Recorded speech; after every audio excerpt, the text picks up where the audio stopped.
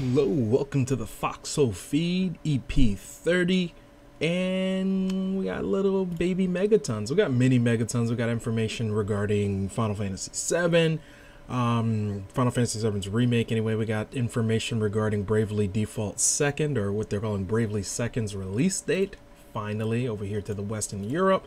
Got some information on Final Fantasy 15, so we got lots of RPG information. I would say I didn't actually realize that until looking over everything. Realized that, yeah, I talked about a lot of RPG things over the week. But before we get into everything, we're gonna jump into some community news, community information. What has been going on the last week? So uploaded a whole lot of Metal Gear Solid 5. Uploaded some Fallout, uploaded last couple, episodes of Beyond Two Souls. Probably going to be playing more Fallout this weekend, along with probably some other games. Got a lot of games to catch up on. Got a lot of work, but, we're getting through it. It's what it is. So let's jump into some news. Now, after PSX, some crazy pandemonium regarding Final Fantasy VII kicked off, and lots of people were worried about, what's going to happen with this title, and Square's talking about all this craziness with a multi-part release. How I feel about it, and not bad. I don't know if I care too much, regarding that. I'm quite fine the way method they feel that they have to release it in. He gives great reason. Now, I'm going to say what they originally said, and I'm also going to state what was stated recently as of, today. So, it states that Final Fantasy VII Remake is a multi-part series. Please tell us more. So, director of the game, or producer of the game, he says, the idea that a remake of Final Fantasy VII would not fit on a single release was from the very beginning. Says we can't share more information of the multi-part release, but please look forward for future announcements. Nomura goes on to state, if we dedicated our time to a single release, parts of it would become condensed, and we would have to cut some parts in addition to parts would come in few rather than remake the game in full volume. So they want to do it in multiple parts, essentially because they're trying to say that they want to be able to make it more detailed. But to make a game to such an extent would actually, take a longer amount of time than when it was originally made. Now, I've, used this analogy before when talking about Battlefront, let's say from 2005 to right now.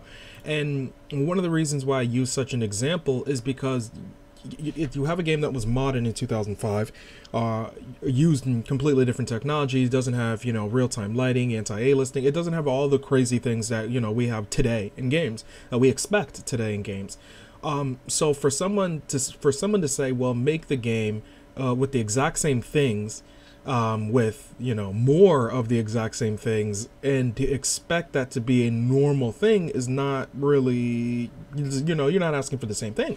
What's ironic about this is when, Battlefront was releasing, I actually made the same analogy regarding a Final Fantasy game, saying that a Final Fantasy game that was made, let's say, Final Fantasy IX and below. If you were to remake any of these games, you're talking about a massive undertaking. And I used that example to describe Battlefronts is to say that you might think you're talking about the same thing, but you're not.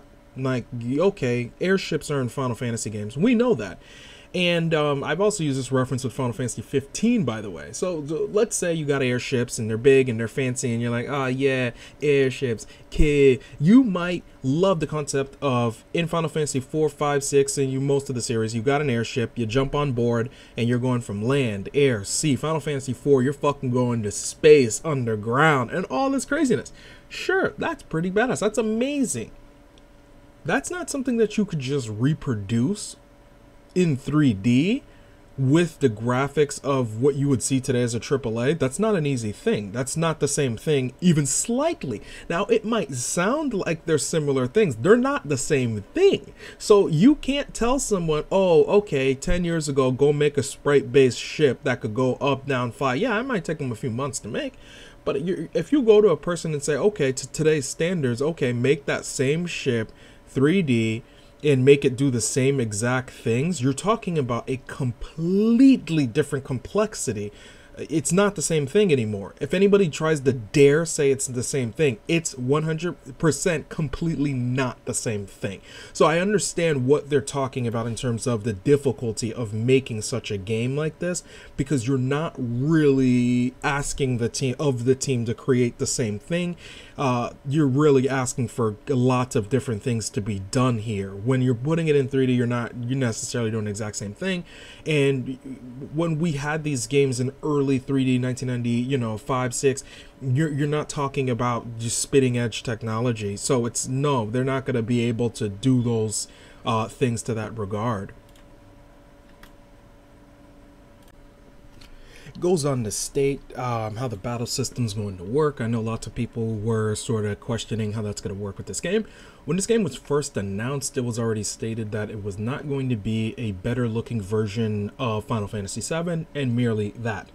They stated that they have the PC remaster and the PlayStation 4 remaster for that, but that's not what this is. When they're talking about remaking, they're talking about making it over again. They are not talking about just making it better looking and giving you the exact same game.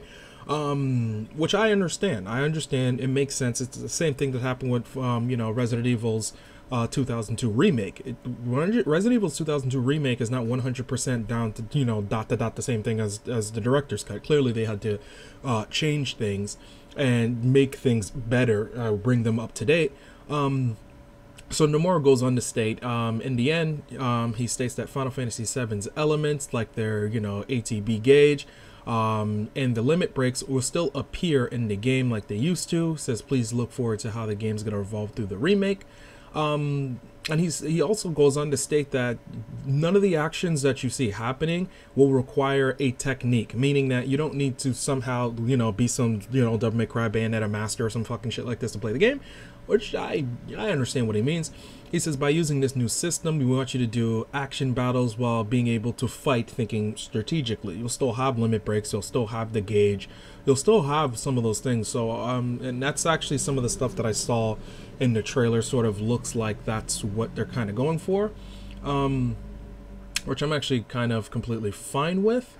So as to what he's saying now in terms of what they're discussing regarding the remake and who's making it and what they mean by multi-part, he's going on to state that, this whole multi-part thing is due to clearly them not being able to just make the whole thing in one fell swoop, that they would possibly have to remove things in order to get it down and in one initial release. So I'm fine with it being made in multiple parts if they feel it could get out in a timely manner, before anybody goes on making it sound like they're trying to seek to do it at a different price. We don't really know what the pricing thing is. This is not their first time making a game in many parts, as they've done this with Life is Strange. I also stated that we didn't really 100% know what multi-part could have meant in terms of the story. It could have meant multiple games. Evident by what Square is saying, they don't actually mean that, as they're sort of saying they want to be able to release it in 2 parts based on the size of the game, the magnitude of the game. They want to release it in multiple parts, most likely to get it out sooner, possibly to fund the rest of it, because it would be a massive undertaking in terms of price, and I think they want to be as economically sound as they can. Now, what he states today is that Final Fantasy Remake is going to expand upon the original story, which is something that I felt was a possibility. I felt that it was likely they could do that. You have to understand, Crisis Core exists, Advent Children exist, Dirge of Cerberus exist. I mean, this universe of Final Fantasy VII has to be the most expanded upon of any Final Fantasy, universe. So it's like, yeah, it's not impossible that they are seeking to make more of the story, or even possibly have, a sequel or a spin-off, or have something else that concludes after Final Fantasy VII. Wouldn't shock me at all. So it sounds like they might be going into that direction. Just to end off on this, they They also confirmed CD Projekt, or excuse me, Cyber Connect too. As I rumored this like not too long ago. I rumored that it was a possibility that Cyber Connect 2 was going to be the developer based on how Nomura's talked about the team and based on that the team worked on the whole snowboarding mobile game. So I felt that that rumor was probably true. It was this team that was creating it.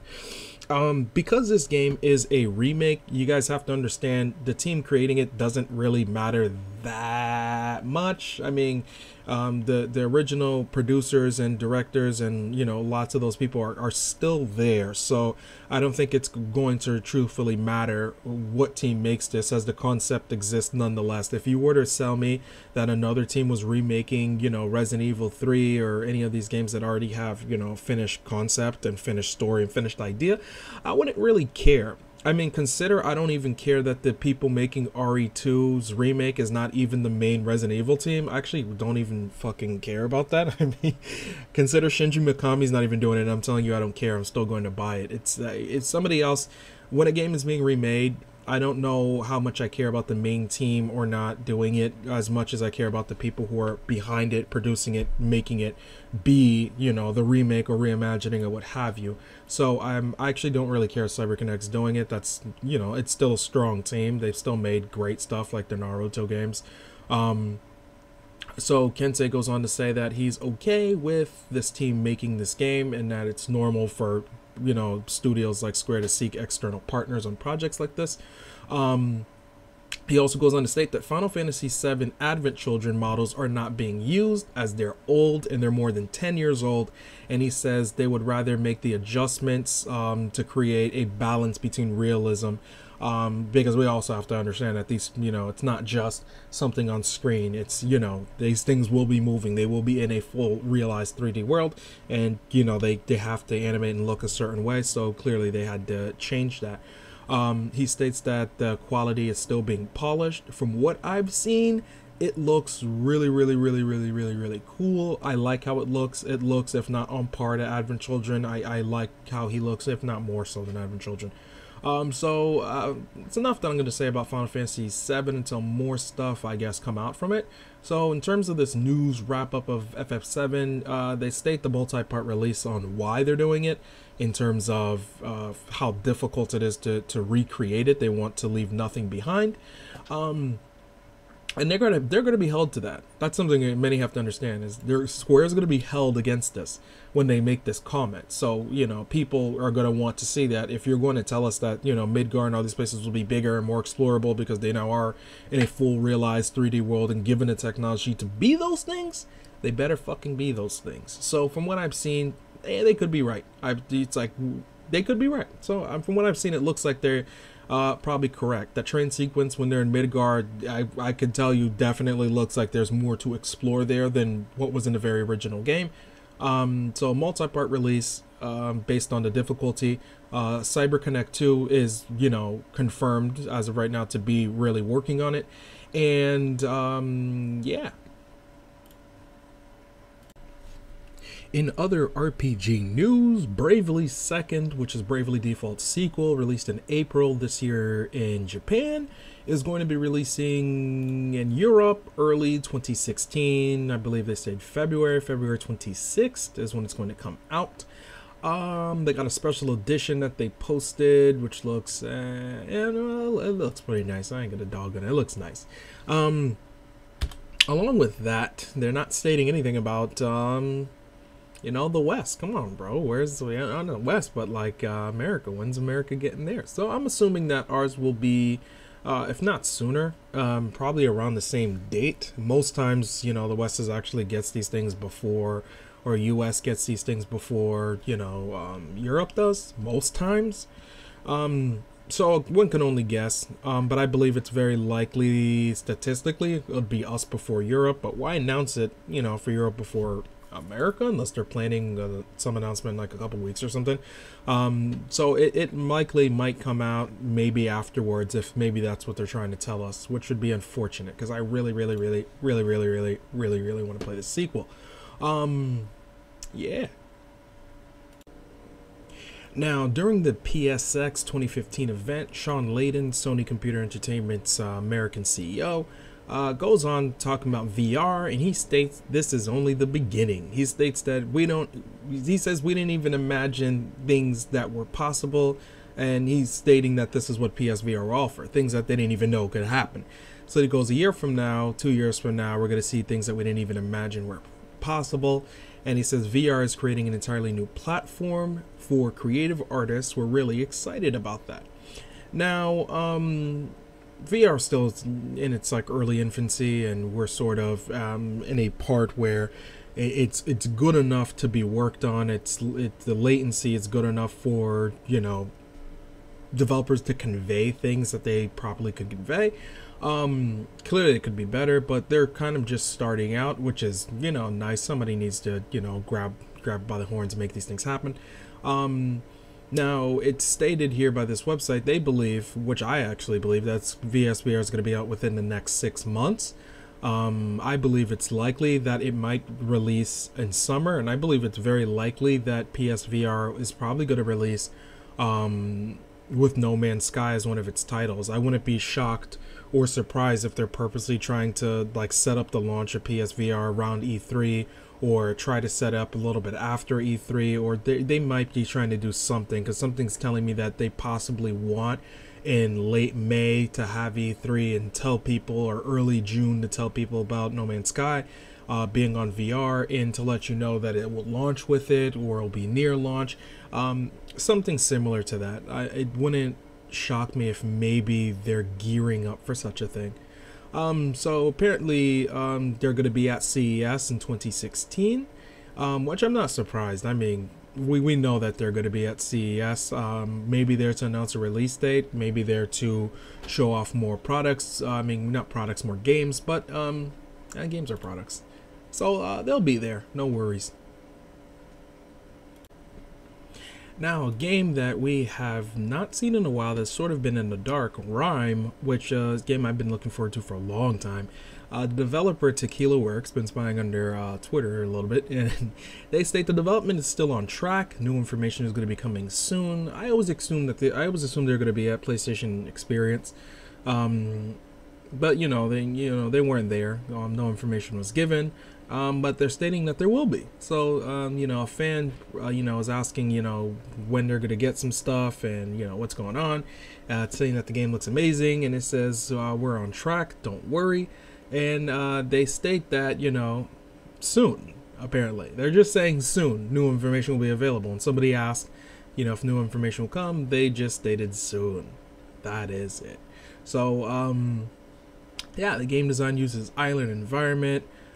Spoken narrative to tell the story. There's a day and night mechanic, which I actually didn't know about that. I've been sort of staying away from the news regarding this game, only because I wanted to be 100% surprised, but because the news began so sparse and there's like nothing that they talked about at all, it's like, yeah, we're forced to look at every single last possible thing now. All right, it's not like we're getting an oversaturation with news with this game.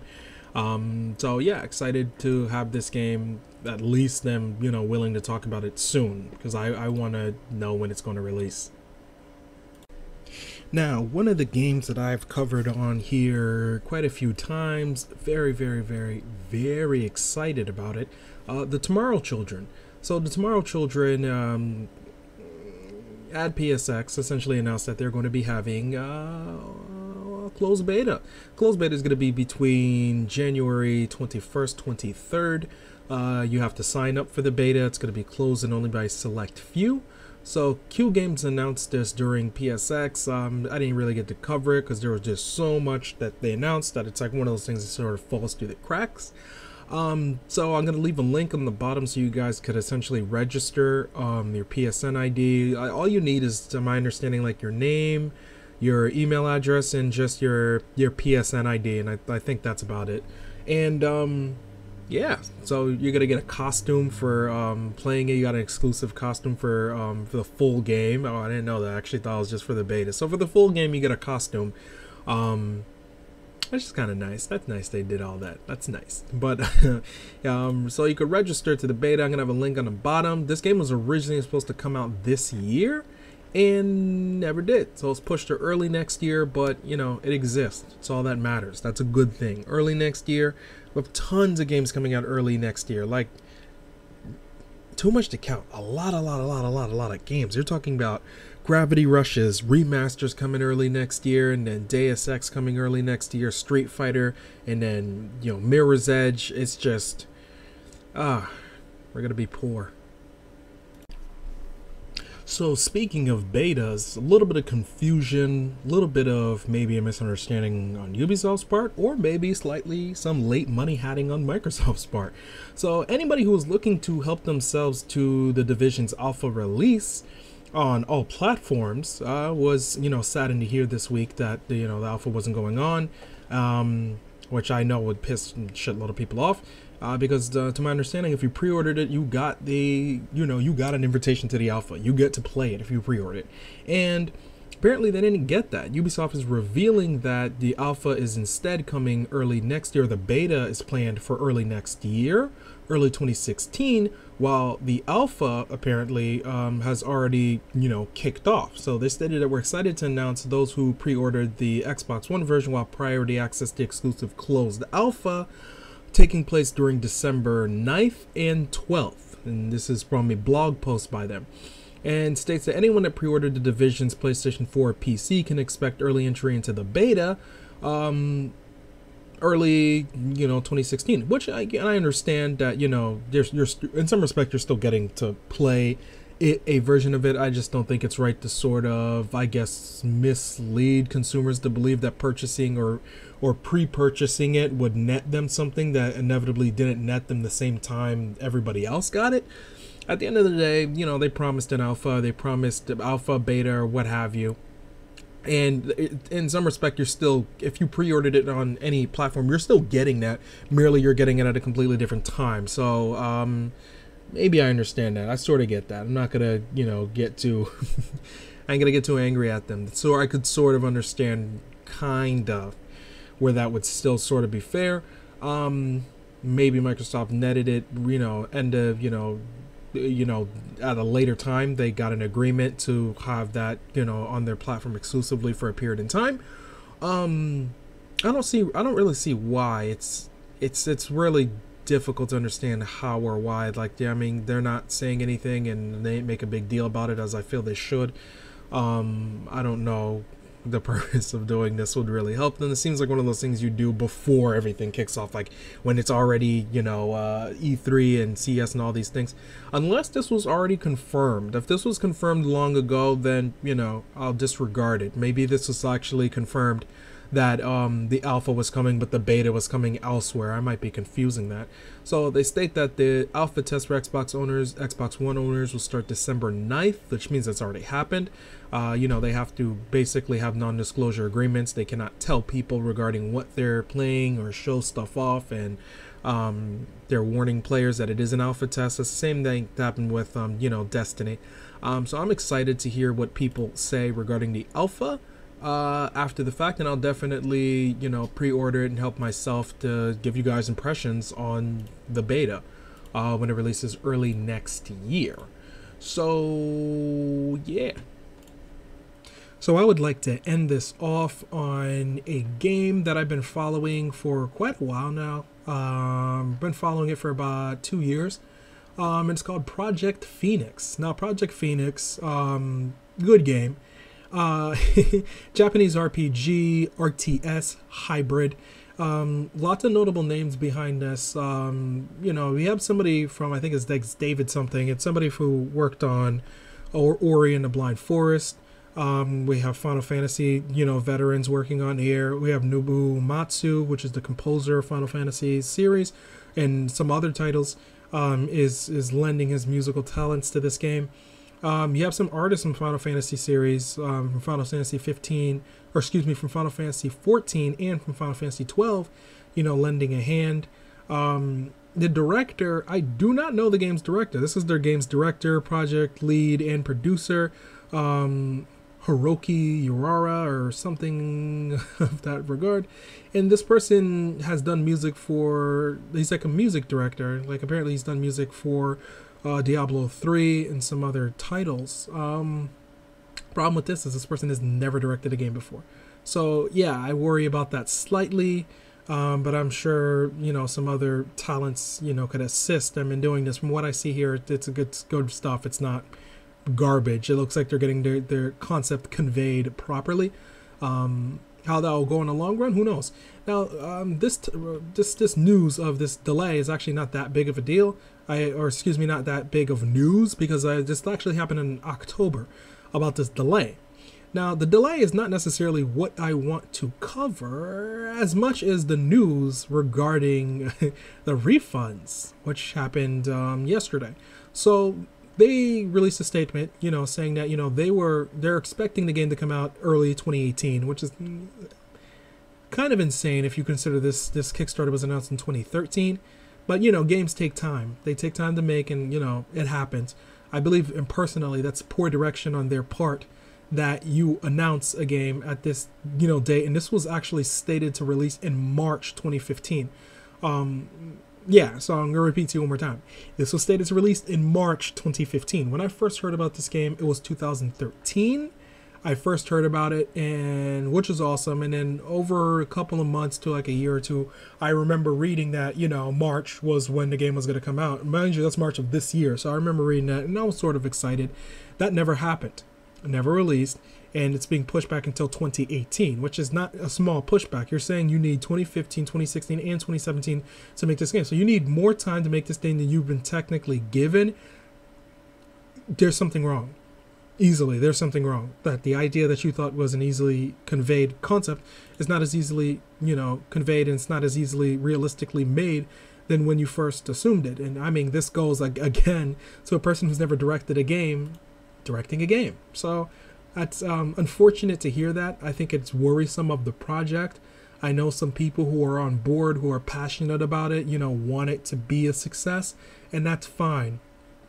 But I am worried about this game greatly, because that is not a small delay. I'm not worried about the time it takes to make a game. I don't want anybody to confuse that, because Horizon Zero Dawn was created in 2000 or started in 2011, and we're getting it in 2016. But we were showed it last year, so they're realistic on how long it really is going to take them to make their game. So that's not what I'm angry about. At the end of the day, when they started making this game, they probably should have had at least a good idea of realistically how long it would take to make it. And at the end of the day, when you're coming out here and telling us it's supposed to come out 2018, there's a big deal. That's not a mistake. That is, you have to do something different. Something drastically is changing about this game to an extreme measure. Not even slightly, extreme measure, to say we need more time than was previously given. That's insane. There's something wrong, and it sounds like mismanagement, misdirection, and a person who's never directed a game before. That's sad to hear that happen to this project, because the game looks very promising. It looks very interesting. I like the direction it's going in, but I'm now worried about the management. And that's definitely something that's to worry about, because it's like, by the time we're getting this, legitimately speaking, we might already know of PlayStation 5 and Xbox Next existence by the time we even get this game physically really releasing. It might hurt with its initial, investors too. So I want to let it out that the story that, I'm really talking about with this game's delay has more to do with they're not giving out any refunds, which I'm sort of okay with, because it's like, going into this, you should know that, you're funding the development, good or bad, and there was no promise about a release date, with the exception of when they promised March. But I don't believe that was necessarily a take it or leave it type deal. I don't think that was a, you were giving to it because that was a fact that would be March. I think it's understood that when they give out a release window, it's not for a matter of 100% fact. But if they had that really as a stretch goal, or they had that as something that was 100% fact promised for March, yeah, they deserve a refund. Because if you promise something to be out a certain amount of time, somebody legitimately might have been paying with an understanding that it really was coming out at that period in time. But at the end of the day, they're not really buying the product, they're donating, meaning that when you donate, you choose to give, and you choose to give regardless. But I do understand that it is fair that they do get something back. Now, what the team states is that they state they're not giving back any refunds at all. It says Regarding the refund, they state that the problem is that their current work is delaying its full commitment here by 2 months, and I believe that that's actually regarding something else, regarding the update of adding new people. They stated that they got a full-time programmer on board, and they're estimating the time to get that done 2.5 years, and the programmer they're talking about is David Clark, guy who worked on Ori and the Blind Forest.